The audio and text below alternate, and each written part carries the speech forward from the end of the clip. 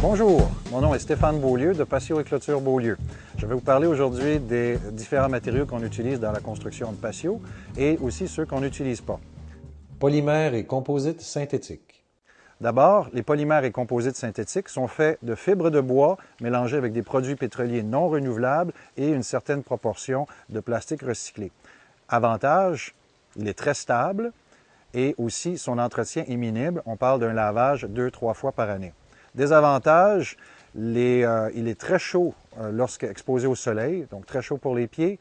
La fibre de bois à l'intérieur fait qu'il a tendance à moisir. Il faut le nettoyer, comme je disais tout à l'heure, 2 à 3 fois par année.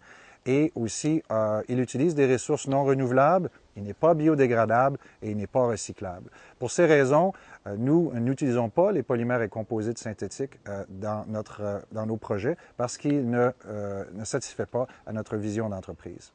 Les composites et polymères synthétiques sont composés de fibres de bois mélangées avec des polymères de produits pétroliers non renouvelables.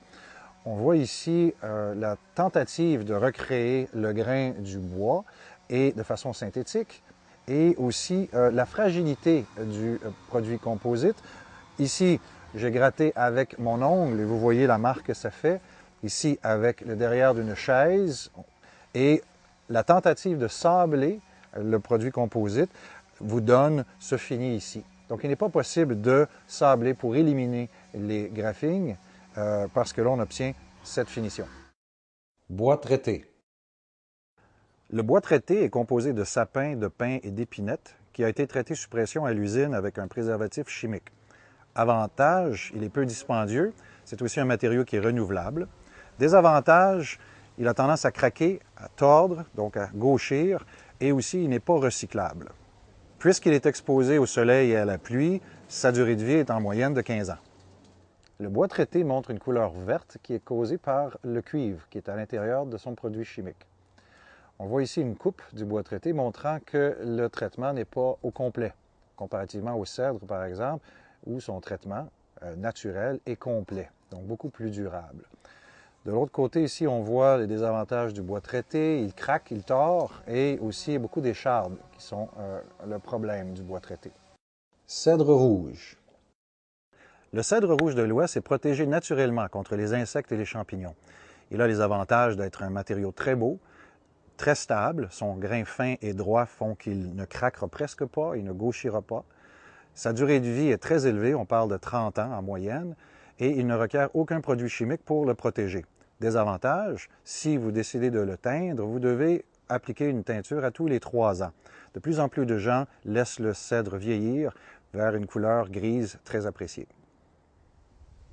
Le cèdre rouge est très apprécié par son grain fin et long, qui lui donne la propriété d'être très stable et ne pas avoir tendance à gauchir et à craquer. Son grain aussi fin fait qu'il est très doux au toucher, pas tendance à faire des échardes. Bois IP. Le IP provient des forêts réglementées du Brésil. On l'appelle aussi ironwood, bois d'acier, parce qu'il est très dur. Il a les avantages d'avoir presque pas de nœuds, la couleur est magnifique, sa durée de vie est de 40 à 50 ans, son entretien est simple, un simple huilage par année, en font un produit idéal pour les planchers et les escaliers de patio. Le IP du Brésil est apprécié pour son grain fin et très droit aussi, et sa dureté, en plus de ses belles couleurs. Et il n'a presque pas de nœuds. Aussi, lorsque vous le huilez, vous révélez les autres couleurs très appréciées du IP qui sont le rouge, le brun et le verdâtre. Pour plus d'informations, venez nous visiter sur patioclôture.com.